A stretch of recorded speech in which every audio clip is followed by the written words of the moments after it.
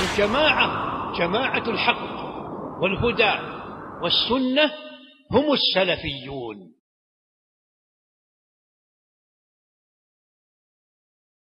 إن الحمد لله نحمده ونستعينه ونستغفره ونعوذ بالله من شرور أنفسنا ومن سيئات أعمالنا، من يهده الله فلا مضل له ومن يضلله فلا هادي له، وأشهد أن لا إله إلا الله وحده لا شريك له، وأشهد أن محمدا عبده ورسوله.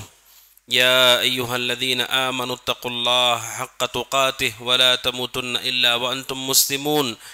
يا أيها الناس اتقوا ربكم الذي خلقكم من نفس واحدة وخلق منها زوجها وبث منهما رجالا كثيرا ونساء، واتقوا الله الذي تساءلون به والأرحام إن الله كان عليكم رقيبا.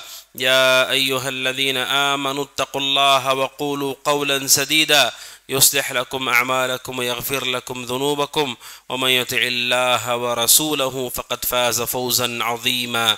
أما بعد، فإن خير الحديث كتاب الله، وخير الهدي هدي محمد صلى الله عليه وسلم، وشر الأمور محدثاتها، وكل محدثة بدعة، وكل بدعة ضلالة، وكل ضلالة في النار. فأعوذ بالله السميع العليم من الشيطان الرجيم. إن في خلق السماوات والأرض واختلاف الليل والنهار لآيات لأولي الألباب. ہر طرح کی حمد اللہ سبحانہ و تعالیٰ کے لائق و زیبا ہے، جو ہر چیز پر قدرت رکھتا ہے، اسی کے لیے بزرگی عظمت ہے، دنیا میں، آخرت میں، ابتدا میں اور انتہا میں. اور نبی اکرم صلی اللہ علیہ وسلم پر درود و سلام نازل ہو، صلوات اللہ وسلامہ وبرکاتہ علیہ. حاضرین جمعہ، اللہ سبحانہ و تعالیٰ نے قرآن کریم میں ہمیں غور و فکر کی تعلیم دی ہے، تفکر اور تدبر کا حکم دیا ہے. غور و فکر اسے عبادت کہا گیا ہے کہ انسان اپنی اس عقل سے سمجھ بوجھ کے ساتھ غور کرے. کس چیز پر تدبر کرنے کا حکم دیا گیا ہے؟ دو چیزیں ہیں جن پر ہمیں غور کرنے کا حکم دیا گیا ہے. ایک ہے اللہ سبحانہ و تعالیٰ کی آیات، قرآن مجید. غور کرنے کے لیے اللہ نے ہمیں حکم دیا ہے، کتاب انزلناہ الیک مبارک لیدبروا آیاتہ، کہ ہم نے اس مبارک کتاب کو نازل کیا ہے کہ لوگ اس میں غور کریں، تدبر کریں. اور دوسری چیز جس میں غور کرنے کا حکم دیا گیا ہے وہ اللہ سبحانہ و تعالیٰ کے مخلوقات ہے، اللہ کی تخلیق ہے، مفعولات جو وہ بنا چکا ہے، جس نے اسے پیدا کر دیا ہے، جن چیزوں کو اس نے پیدا کر دیا ہے، ان پر غور کرے.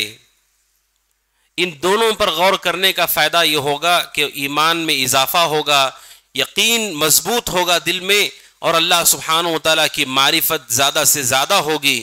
جو اللہ کی آیات پر غور کرتے ہیں، اللہ کی تخلیق پر غور کرتے ہیں.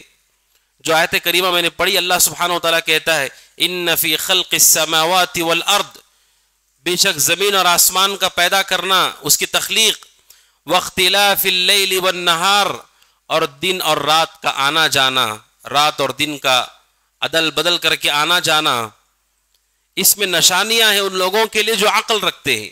اللہ کی تخلیق پر غور کرنے سے پتہ چلتا ہے کہ اللہ سبحانہ و تعالیٰ کا وجود ہے، اور اللہ سبحانہ و تعالیٰ بہت صفات سے متصف ہے.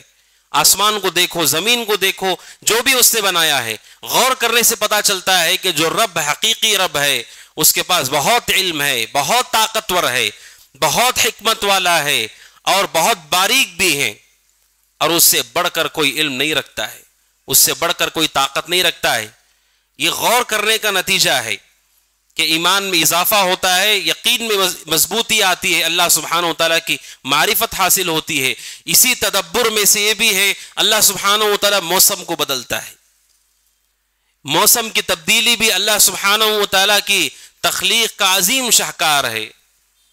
موسم گرما جس میں شدید گرمی ہوتی ہے، لوگ ہوا کے لیے، ٹھنڈی چیزوں کو محسوس کرنے کے لیے اپنے دلوں میں تڑپ رکھتے ہیں، کوشش کرتے ہیں کہ انہیں ٹھنڈک محسوس ہو.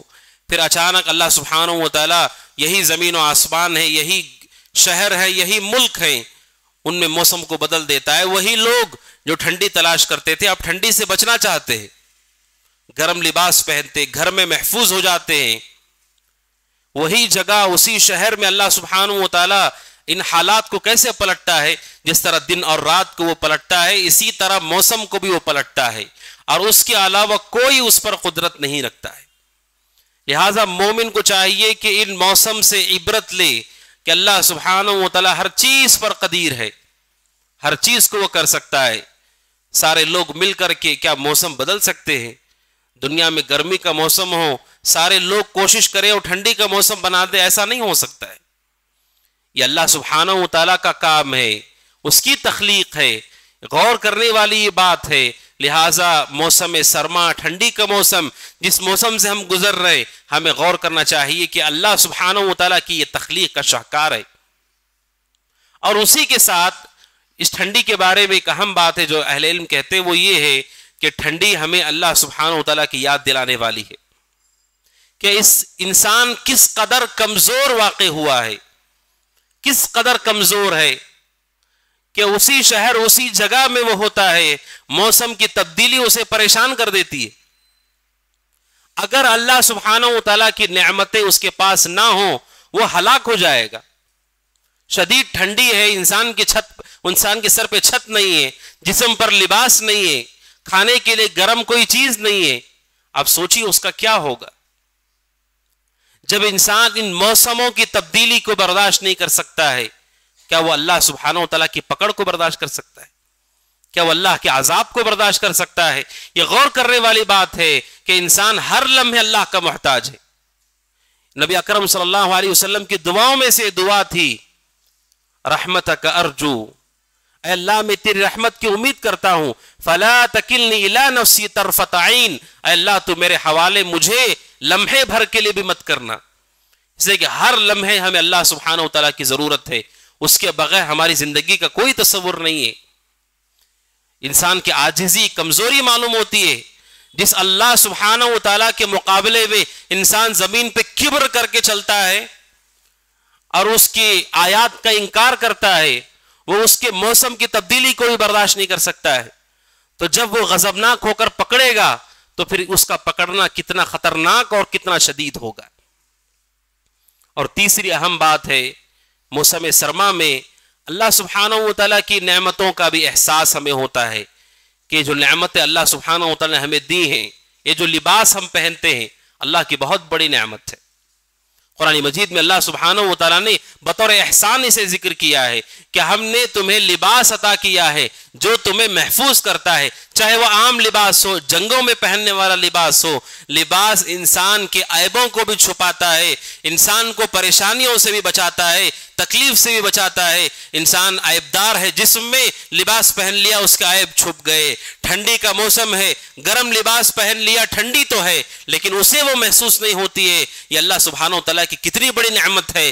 اللہ سبحانہ و تعالیٰ اگر لباس نہ بناتا تو پھر ہمارے لیے کون سی چیز ہوتی جو اس سے بچانے والی ہے.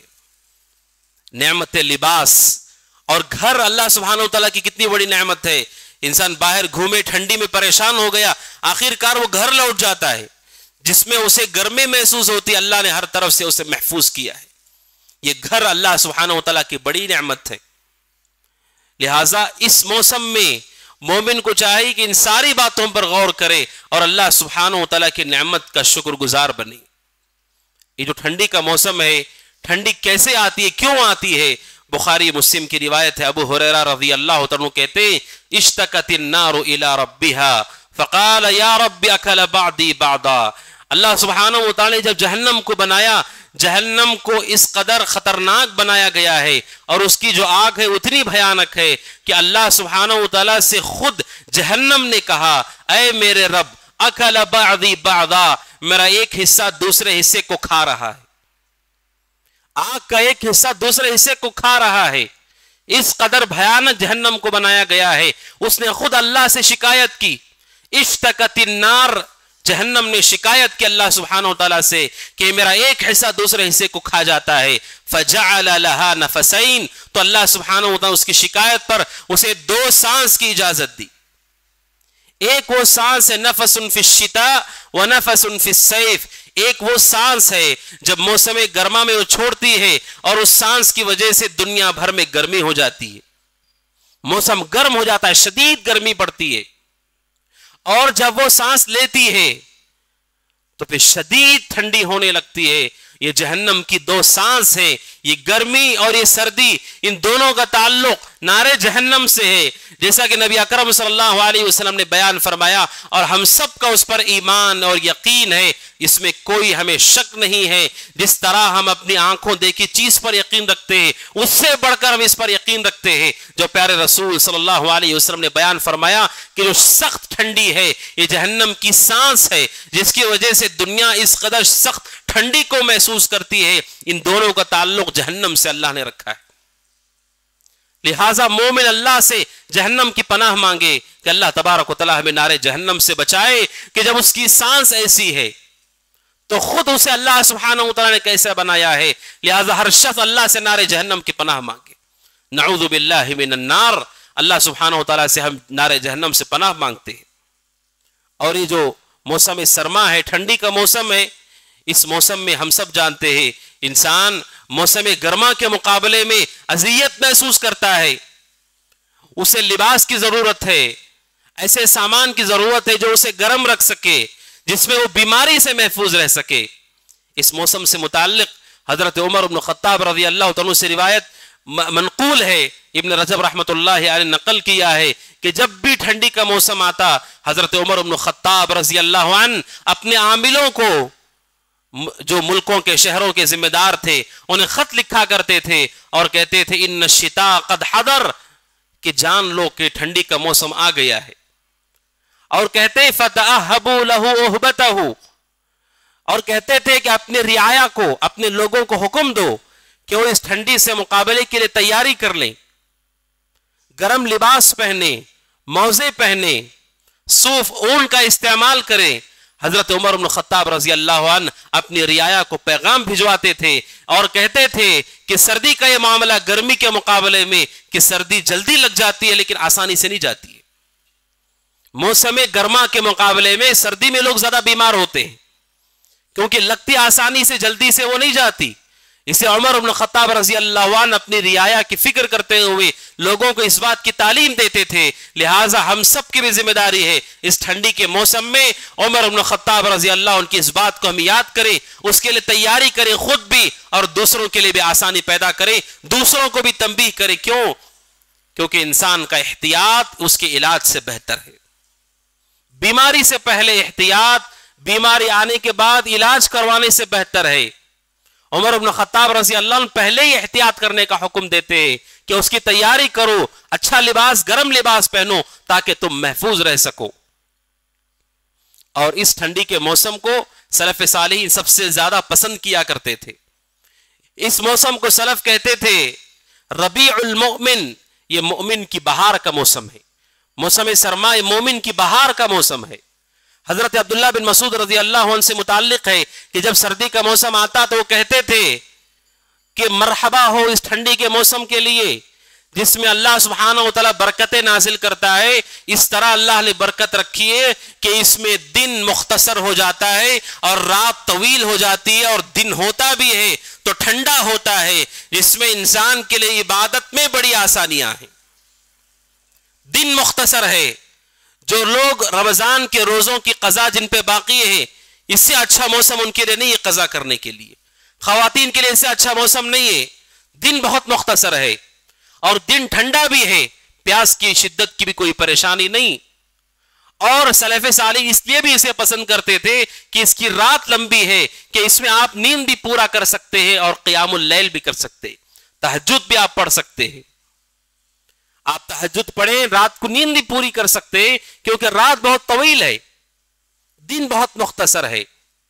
اور اسی طرح تلاوت کے لیے بھی بہت اچھا موقع ہے، چاہے رات کی وقت تلاوت کرنا ہو یا دن کی وقت تلاوت کرنا ہو، سلف صالحین اس کو بہت زیادہ پسند کیا کرتے تھے اور اسے مومن کا بہار کہا کرتے تھے۔ بلکہ حضرت ابو ہریرہ رضی اللہ عنہ سے روایت ہے، وہ کہتے لوگوں سے کیا میں تمہیں نہ بتاؤں غنیمت باردہ، وہ غنیمت کا مال جو ہمیں آسانی سے مفت مل گیا، پوچھا گیا ان سے وہ کون سا جنگ کا مال جو ہمیں مفت میں مل جاتا ہے بغیر لڑائی کے؟ کہا یہی موسم سرما، ٹھنڈی کا موسم ہے کہ جس میں انسان کے لیے روزہ رکھنا بہت آسان ہے، قیام اس کے لیے آسان ہے، تلاوت اس کے لیے آسان ہے، عبادت کے لیے بڑی آسانیاں اس کے لیے موجود ہیں۔ لہذا مومن اس موسم کو بھی غنیمت سمجھے، جو فرائض ہمارے ذمہ باقی ہے رمضان کے روزے ان کو جلد از جلد قضا کرے، اور نفل روزوں کی کوشش کرے، قیام کی کوشش کرے، تلاوت کی کوشش کرے، کیونکہ یہ موسم سلف صالحین اسے بہار کا موسم کہتے تھے، مومن کے لیے بہار کا وقت ہے۔ اور اسی کے ساتھ شریعت اسلامیہ نے اس موسم سے متعلق کچھ خصوصی احکامات بھی رکھے ہیں۔ شریعت اسلامیہ کی خوبی ہے کہ شریعت نے اس میں لوگوں کے لیے آسانی رکھی ہے۔ اللہ سبحانہ وتعالیٰ کہتا ہے یرید اللہ بکم اليسر ولا یرید بکم العسر، اللہ تمہارے ساتھ آسانی چاہتا ہے، مشکل نہیں چاہتا ہے۔ آسانی کا یہ مطلب نہیں کہ کوئی عمل ہی نہیں کرنا ہے، آسانی اس معنی میں کہ عبادت بھی کرو لیکن عبادت میں تمہارے لیے آسانی ہو، اور اللہ تبارک و تعالیٰ تمہارے ساتھ مشکل نہیں چاہتا ہے۔ اس موسم میں کچھ خصوصی احکامات ہیں، کچھ خصوصی آسانیاں ہیں۔ ان میں سب سے پہلی آسانی اور خصوصیت ہے ہمارے لیے کہ اس موسم میں چونکہ ٹھنڈی سخت ہوتی ہے، بیماری کا جس کو خوف ہے، بیماری کا جس کو خدشہ ہے، یا جو بیمار ہے ٹھنڈی کے سبب، اس کے لیے آسانی ہے کہ وہ تیمم کر سکتا ہے، اور یہ تیمم غسل سے بھی ہو سکتا ہے، وضو سے بھی ہو سکتا ہے۔ جس کے اوپر غسل فرض ہو گیا ہو اور غسل کرنے کی طاقت نہ ہو، نہ ٹھنڈا پانی استعمال کر سکتا ہو نہ گرم پانی استعمال کر سکتا ہو، پانی سے اسے دور رہنا ہے، اس کے لیے آسانی ہے، وہ تیمم کر سکتا ہے۔ جس کو وضو کرنا ہے اور وضو نہیں کر سکتا ہے ٹھنڈی کی وجہ سے، یا گرم پانی کی کوئی سہولت اس کے پاس نہیں ہے، وہ بھی تیمم کر سکتا اگر اسے بیماری کا خوف ہو۔ یہ اس موسم میں خاص طور پر احکامات میں سے اہل علم نے بیان کیا ہے۔ ابو داؤد کی روایت ہے، حضرت عمرو بن عاص رضی اللہ عنہ کو اللہ کے نبی نے ایک غزوے بھیجا ذات السلاسل میں۔ کہتے ہیں حضرت عمرو بن عاص رضی اللہ عنہ اس غزوے میں تھا، ایک رات بہت شدید ٹھنڈی تھی اور میرے اوپر غسل فرض ہو گیا اور مجھے نماز فجر پڑھانی تھی، لوگوں کی امامت کرانی تھی، تو میں نے تیمم کیا اور نماز پڑھا دی۔ نماز پڑھانے کے بعد جب میں مدینہ آیا، میں نے نبی اکرم صلی اللہ علیہ وسلم سے کہا اللہ کے نبی رات بہت ٹھنڈی تھی اور میں نے وضو کے بجائے میرے اوپر غسل فرض ہو گیا، غسل کے بجائے میں نے تیمم کیا اور میں نے نماز پڑھا دی۔ اللہ کے نبی نے ان سے پوچھا اے عمر تم نے حالت جنابت میں نماز پڑھا دی لوگوں کو؟ جس لیے کہ جس کا وضو نہیں اسی کی نماز نہیں ہے، تو جس پہ غسل فرض ہوگا اس کی کیسے نماز ہو سکتی ہے؟ آپ نے کہا کیا تم نے حالت جنابت میں نماز پڑھا دی؟ کہ اللہ کے نبی شدید ٹھنڈی تھی اور میں نے اللہ سبحانہ وتعالیٰ کی اس بات کو یاد کیا کہ اللہ قرآن مجید میں کہتا ہے وَلَا تَقْتُلُوا أَنفُسَكُمْ إِنَّهُ كَانَ بِكُمْ رَحِيمًا، اللہ کہتا ہے اے لوگوں اپنے آپ کو قتل مت کرو، اپنے آپ کو ہلاک مت کرو، بے شک اللہ تبارک و تعالیٰ تم پر رحم کرنے والا ہے۔ میں نے قرآن مجید کی اس آیت کو یاد کیا اور میں نے سوچا اگر میں غسل کروں گا تو میں ہلاک ہو جاؤں گا، اس لیے میں نے تیمم کیا اور لوگوں کو نماز پڑھا دی، جنابت میں نہیں پڑھائی، تیمم کر کے میں نے نماز پڑھائی۔ تو کہتے ہیں حضرت عمرو بن عاص رضی اللہ عنہ اللہ کے نبی صلی اللہ علیہ وسلم ان کی بات کو سن کر ہنسنے لگے، اور اللہ کے نبی صلی اللہ علیہ وسلم کا ہنسنا کسی بھی چیز پر اس بات کی دلیل ہے کہ وہ ہر طرح سے جائز ہے، کیونکہ نبی کا خاموش ہونا ہی دلیل ہے کہ یہ عمل ٹھیک ہے، اگر وہ غلط ہے تو رسول خاموش نہیں ہوتے، اور جب آپ ہنسے اس کا مطلب وہ عمل پورے طور پر صحیح تھا،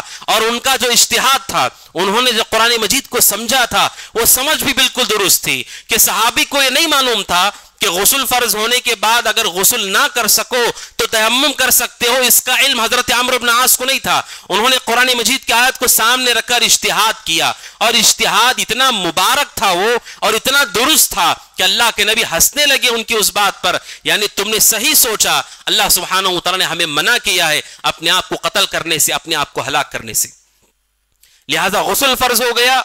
علماء کہتے ہیں غسل کرنے والا غسل کرے، اگر ٹھنڈا پانی سے غسل کرنا اس کے نقصان دہ، گرم پانی سے کرے، اگر گرم پانی بھی استعمال نہیں کر سکتا تب وہ تیمم کرے، یا کوئی ایسی جگہ پر موجود ہے جہاں پر ٹھنڈا پانی ہے، بیماری کا خوف ہے اور گرم پانی کا کوئی انتظام نہیں، اور اسے لگتا ہے کہ ٹھنڈا پانی استعمال کرنا اسے بیمار کر سکتا ہے، یا پہلے سے بیمار ہے، بیماری میں اضافہ ہونے کا امکان ہے، اسے چاہیے کہ وہ تیمم کر لے۔ یہ شریعت اسلامیہ کی آسانیوں میں سے ہے۔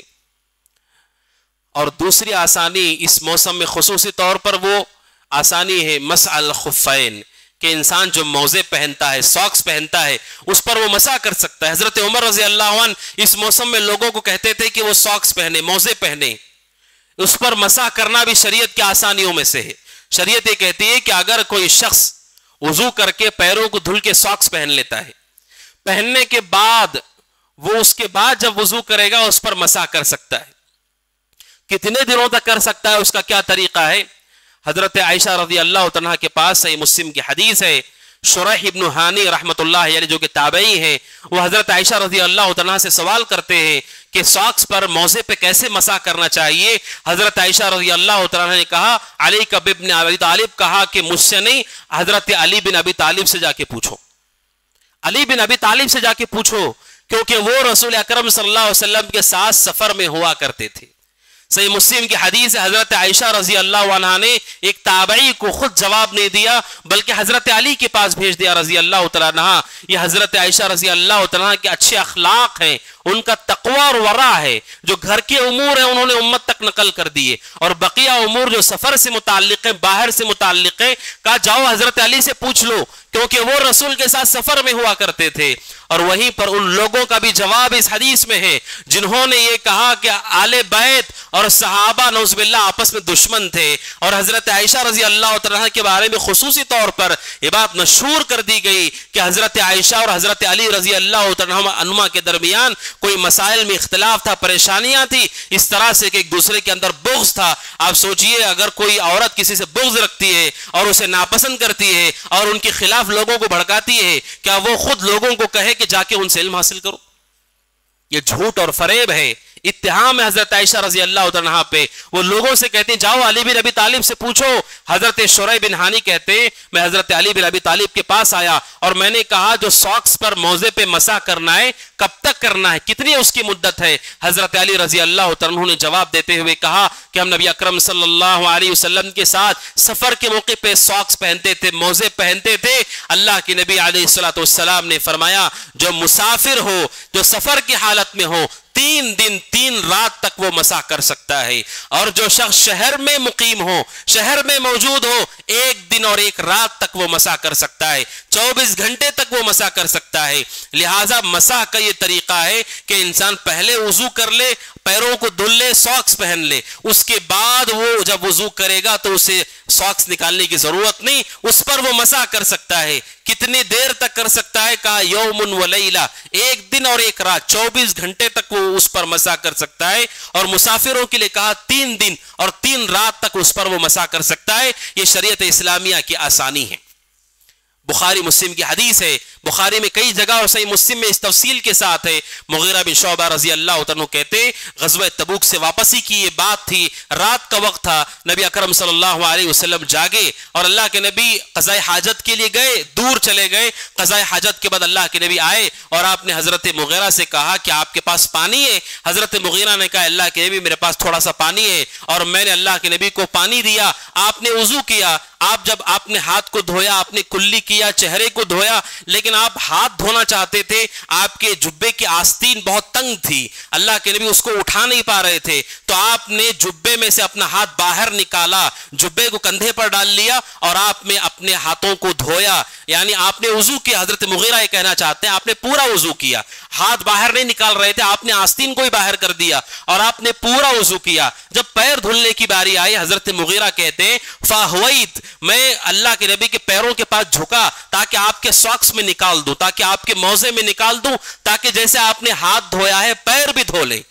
اللہ کے نبی نے کیا کہا مغیرہ سے؟ آپ نے کہا دعہما، آپ نے کہا میرے موزوں کو چھوڑ دو، اسے ہاتھ مت لگاؤ۔ فإنی ادخلتہما طاہرتین، آپ نے کہا مغیرہ میں نے یہ ساکس، میں نے یہ موزے وضو کر کے حالت وضو میں پہنے ہیں، چونکہ میں نے وضو کی حالت میں پہن لیا ہے، اب مجھے وضو کے نکالنے کی ضرورت نہیں ہے، اس پر مسح کافی ہے، یہ بتانا اللہ کے نبی کا مقصود ہے۔ تو آپ نے حضرت مغیرہ کو منع کر دیا، کہا کہ تم اسے نہ نکالو۔ اس کا مطلب یہ ہے کہ اللہ کے نبی علیہ السلام کا بھی طریقہ تھا کہ سفر کے حالت میں جب آپ موزے پہنے ہوئے ہوتے تو جب پیر دھلنے کی بات آتی آپ اس پر مسح کرتے تھے. اور دوسری بات پتہ چلتی ہے وہ یہ کہ اس کے لیے ضروری ہے کہ جب ساکس پہنا گیا ہو حالت طہارت میں, وضو کی حالت میں پہنا گیا ہو, کوئی آدمی اچانک کہیں راستے میں ساکس پہن لے, اب اس پر وہ مسح نہیں کر سکتا ہے. مسح کرنے کے لیے پہلے باوضو ہونا ضروری ہے. باوضو ہو گئے اس کے بعد آپ کے لیے آسانی ہے, آپ اس پر مسح کر سکتے ہیں. حضرت مغیرہ بن شعبہ رضی اللہ عنہ بیان کرتے ہیں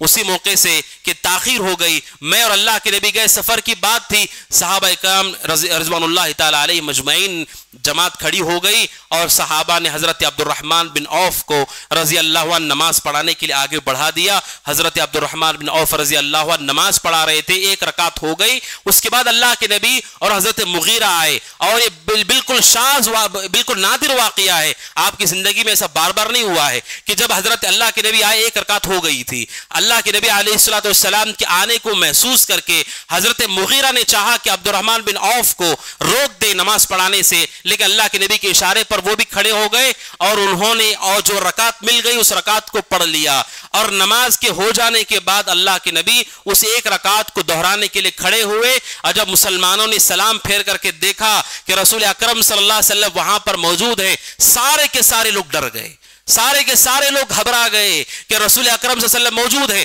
اہل علم کہتے ہیں صحابہ کو یہ لگا اللہ کے نبی شاید کسی اور راستے سے چلے گئے ہیں, سفر کی یہ بات ہے, شاید اللہ کے نبی کسی اور راستے سے چلے گئے, انہیں نہیں معلوم کہ اللہ کے نبی یہاں موجود ہیں.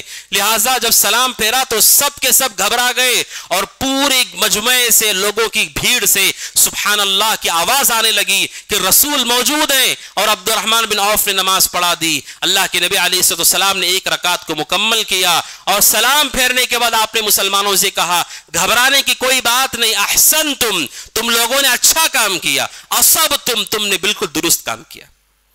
یہ بالکل نادر واقعہ جو رسول وسلم کے زمانے میں پیش آیا کہ سفر کی بات ہے کہ نبی اکرم صلی اللہ علیہ وسلم کے ساتھ یہ معاملہ پیش آیا, جس سے ایک اہم بات معلوم ہوتی ہے کہ دوران سفر انسان جب باجماعت نماز کا اہتمام کرتا ہے, بسا اوقات ایسا ممکن ہے کہ کچھ افراد اس میں چھوٹ جائیں اور بعد میں آ کر کے ان سے متصل ہو کر وہ اپنی نماز کو ادا کر سکتے ہیں. اس میں ممکن ہے افضل اور مفضول جو سب سے بہتر آدمی ہے اس سے کم درجے والا آدمی امامت میں تبدیلی ہو سکتی ہے بوقت ضرورت کہ کوئی افضل آدمی پیچھے کھڑا ہو اور جو اس سے بہتر نہیں وہ آگے کھڑ کر کے امامت کرے.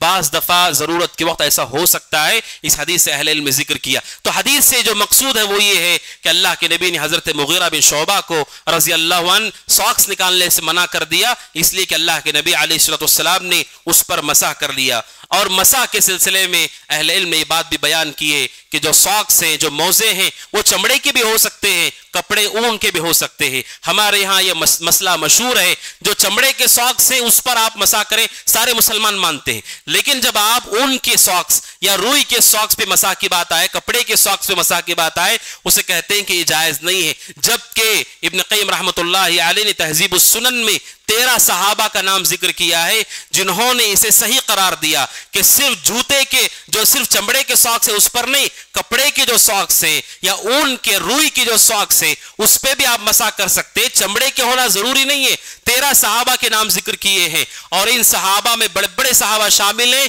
اور کسی بھی صحابی نے انہیں غلط نہیں کہا, چونکہ سارے صحابہ خاموش تھے. اس کا مطلب یہ ہے مسح کرنے کے لیے چمڑے کے ساکس ہونا ضروری نہیں, جو آپ کے پاس میسر ساکس ہیں اس پر بھی آپ مسح کر سکتے, اس میں کوئی حرج کی بات نہیں ہے.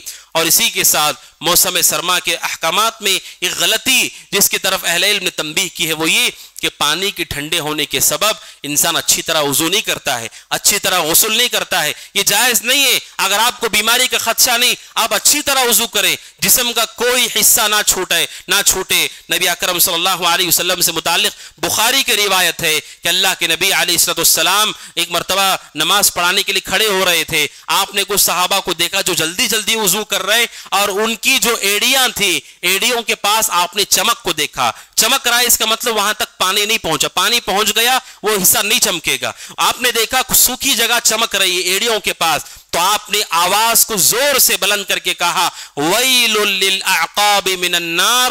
آپ نے کہا ان ایڑیوں کے لیے تباہی ہے جس ایڑی تک پانی نہیں پہنچا ہے, اس ایڑی کے لیے تباہی ہے جس تک پانی نہیں پہنچا ہے. آپ نے بہت سخت وعید سنائی. اس لیے کہ وضو کی بات ہے، غسل کی بات ہے. ٹھنڈی کا موسم ہے، آدمی پیر دھل رہا ہے، اچھی طرح پیر دھلے، ناک میں پانی ڈال رہا ہے، اچھی طرح پانی ڈالے. حتیٰ کہ گرم پانی بھی استعمال کرتے ہوئے، اتنا گرم پانی ہے کہ صرف وہ کلی کر رہا ہے اور ناک میں پانی ڈال رہا ہے برائے نام.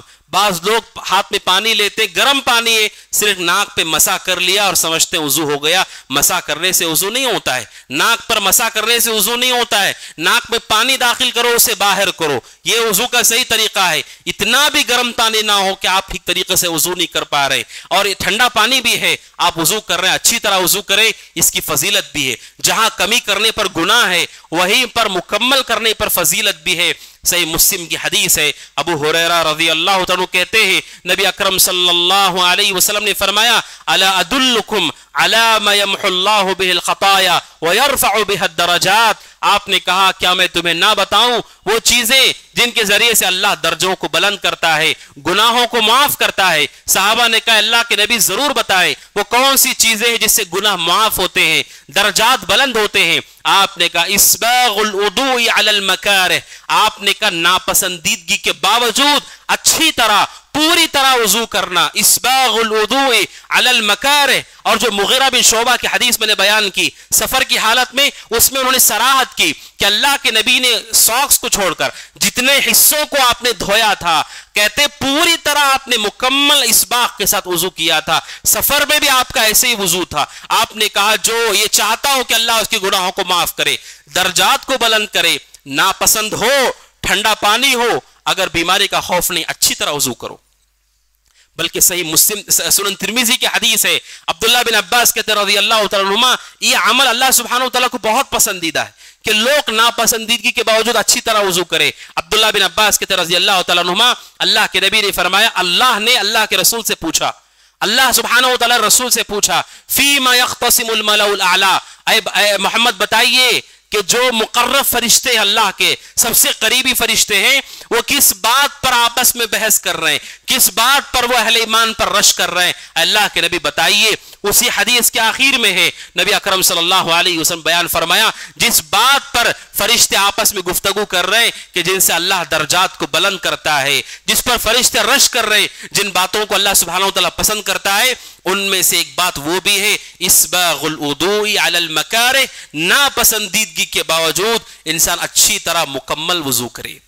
لہٰذا اس عمل کو ہم حقیر نہ سمجھیں، احتساب کے ساتھ کہ یہ اللہ سبحانہ وتعالیٰ کو بہت پسند عمل ہے.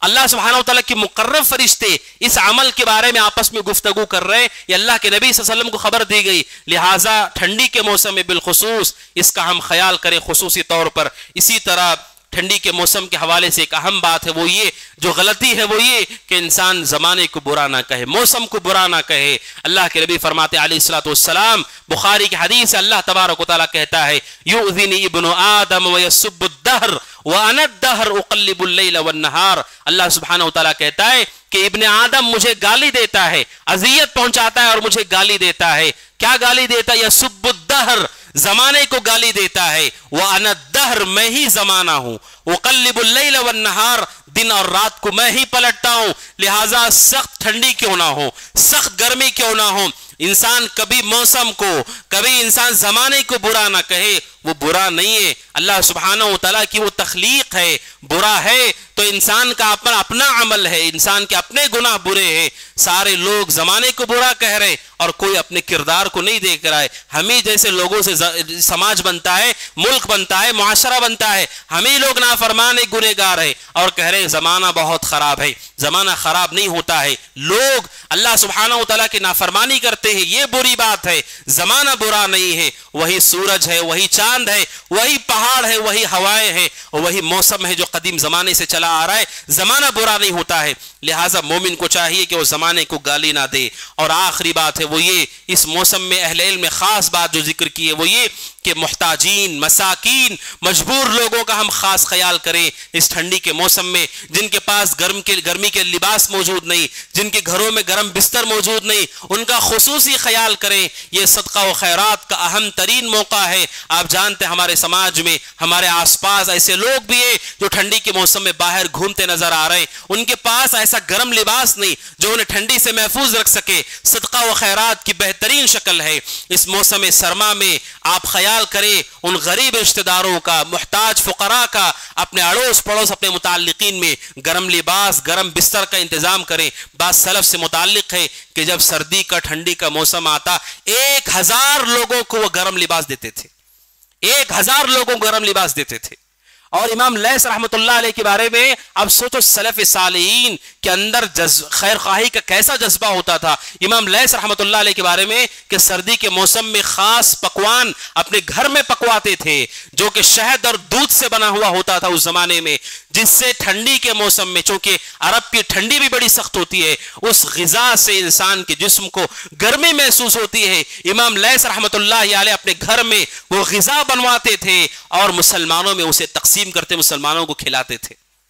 یہ سلف کا اخلاص ہے, یہ سلف کی ہمدردی ہے اہل ایمان سے متعلق اور مسلمانوں سے متعلق. لہذا صدقہ و خیرات کا اہتمام کریں, غمخواری کریں. اللہ سبحانہ وتعالیٰ کو بڑا پسند ہے, اللہ سبحانہ وتعالیٰ کو بڑا محبوب ہے. اور بعض سلف صالحین سے متعلق ہے کہ وہ ان دنوں کو خصوصی طور پر صدقہ و خیرات کے اہتمام کے لیے بہت زیادہ اس کا خیال کیا کرتے تھے اس موسم میں. لہذا ہم بھی اس کا خیال کریں. اور خاص بات ہے وہ یہ کہ ہم اس موسم سرما میں, ٹھنڈی کے موسم میں, چونکہ احکامات مختلف ہوتے ہیں, کوئی بیمار ہے کوئی پریشان ہے, اس لیے ہم غلط فتویٰ دینے سے, غلط مسائل بتانے سے بھی گریز کریں, پرہیز کریں. مشہور حدیث ابو داؤد کی, جابر رضی اللہ عنہ کہتے ہیں کہ اللہ کے نبی صلی اللہ علیہ وسلم کے صحابہ سفر میں تھے اور ایک صحابی کے سر پر پتھر لگا اور سر زخمی ہو گیا اور ان کے اوپر غسل بھی فرض ہو گیا تھا. انہوں نے بعض لوگوں سے پوچھا کہ میرے اوپر غسل فرض ہو گیا ہے لیکن میرے سر پہ چوٹ لگ گئی ہے, میں کیا کروں؟ کہا کہ آپ پر چونکہ غسل فرض ہو گیا ہے اور تیمم اس وقت کرنا ہے جب پانی نہ ہو. انہوں نے ایسا بول دیا, لہٰذا انہوں نے کیا کیا؟ غسل کیا. غسل کرنے کی وجہ سے پانی سر میں چلا گیا اور اس صحابی کا انتقال ہو گیا, صحابی کا انتقال ہو گیا. حضرت جابر رضی اللہ عنہ کہتے ہیں نبی اکرم صلی اللہ علیہ وسلم کو بعد میں بتایا گیا, نبی اکرم صلی اللہ علیہ وسلم نے کہا, ان پر بددعا کیا, آپ نے کہا قتلوہ قتلہم اللہ, آپ نے کہا انہوں نے اسے قتل کر دیا, اللہ ان لوگوں کو تباہ کرے, غارت کرے. آپ نے بددعا کی ان پر. بسا اوقات غلط فتویٰ سامنے والے کی ہلاکت کا سبب بنتا ہے, بیماری کا سبب بنتا ہے, مرض کا سبب بنتا ہے, پریشانی میں اضافے کا سبب بنتا ہے. لہٰذا فتویٰ بازی کرنے سے اور وہ چیز جس کا ہمیں علم نہ ہو اس پر اپنی زبانوں کو ہم خاموش کریں. اس ادب کی سب سے زیادہ ضرورت ہے کہ دین کے ان مسائل پہ ہم گفتگو کریں جس کا ہمیں علم ہو, بصیرت ہو. سلف کہا کرتے تھے سب سے زیادہ فتویٰ دینے کی ضرورت اس کے اندر ہوتی ہے جس کے اندر سب سے کم علم ہوتا ہے. جس کے اندر زیادہ علم ہوتا ہے وہ فتویٰ دینا پسند نہیں کرتا ہے, انہیں خیر محسوس ہوتا ہے لوگ مجھ سے سوال نہیں کر رہے, اچھی بات ہے. قیامت کے دن اگر میں غلط جواب دوں تو میں بھی پکڑا جاؤں گا اور مجھے بھی جواب دے ہونا پڑے گا. جو علم رکھتا ہے اس کے لیے فتویٰ دینا ایک پریشانی کا سبب ہے, اور جس کے پاس علم کم ہو وہ دین کو کھلواڑ سمجھتا ہے, کھلونا سمجھتا ہے. ہر آدمی کو فتوے دے رہا ہے, ہر آدمی کو دین بتا رہا ہے, جبکہ اس کے پاس علم نہیں. انسان ان کو چاہیے اللہ کی طرف بلائے تو بصیرت کے ساتھ بلائے, دلیل کی روشنی میں بلائے, فہم سلف کی روشنی مسئلے کو سمجھ کر پھر اللہ کے دین کی طرف بلائے. اگر ہمارے پاس یہ فہم نہیں, آپ بے فکر رہیے, آپ کو قیامت کے دن نہیں پوچھا جائے گا. جن کے پاس علم نہیں ہے ان سے کیسے پوچھا جائے کہ آپ نے دعوت کا کام کیوں نہیں کیا؟ علم پہلی بنیادی ضرورت ہے. اگر علم ہے تب وہ دعوت اللہ کا کام کرے, لوگوں کو دین سکھائے, فتویٰ بھی دے. اگر علم نہیں ہے وہ ہماری مسئولیت نہیں, وہ اہل علم کا کام ہے, وہ اس کی ذمہ داری کو سنبھالیں گے. لہٰذا ایسے فتووں سے بھی ہمیں بچنے کی ضرورت ہے. لہٰذا میرے بھائی اللہ سبحانہ وتعالیٰ سے ہم سب دعا کرے, اللہ سبحانہ وتعالیٰ ہم سب کے لیے, آپ سب کے لیے اس ٹھنڈی کے موسم کو غنیمت والا بنائے, اور اللہ سبحانہ وتعالیٰ کی کثرت سے عبادت کرنے کے اللہ تبارک و تعالیٰ ہمیں توفیق عطا فرمائے. اور جو مسلمان ٹھنڈے علاقوں میں ٹھنڈی کی وجہ سے پریشان ہیں, اللہ سبحانہ وتعالیٰ ان کے لیے آسانیاں پیدا فرمائے, اللہ سبحانہ وتعالیٰ ان کے لیے مدد فرمائے. اور جہاں پر مسلمان پریشان حال ہے اللہ ان کی پریشانیوں کو دور فرمائے. اوپر نیچے دائیں بائیں سے اللہ تبارک و تعالیٰ ان کی مدد کرے, ان کی حفاظت کرے. اللہ سبحانہ وتعالیٰ میرے اور آپ کے سارے گناہوں کو معاف فرمائے, چھوٹے بڑے ظاہر باطن میں جو کچھ ہم نے غلطیاں گناہ کے اللہ سب کو مغفرت، ہم سب کے گناہوں کو معاف فرمائے۔ اللہ سبحانہ و تعالی ہمیں آنے والے زندگی میں استقامت کے ساتھ توحید و سنت پر قائم و دائم رکھے۔ اللہ سبحانہ و تعالی اس کے فرائض کی پابندی اور اس کے محرمات سے اجتناب کرنے کی توفیق عطا فرمائے۔ اللہ سبحانہ و تعالی ہمارے دلوں کی اعمال کی اصلاح فرمائے، جب تک دنیا میں رکھے ایمان پر رکھے، عمل صالح پر رکھے، اپنے پاس بلائے، اس حال میں بلائے کہ اللہ تبارک و تعالی ہم سے خوش ہو، اللہ تبارک و تعالی سے ہم راضی ہوں، اور ہمارے زبان پہ کلمہ توحید لا الہ الا اللہ جاری و ساری ہو۔ اقول قولی هذا واستغفر الله لي ولكم ولسائر المسلمين من كل ذنب وخطيئة فاستغفروه إنه هو الغفور الرحيم. وقل جاء الحق وزهق الباطل إن الباطل كان زهوقا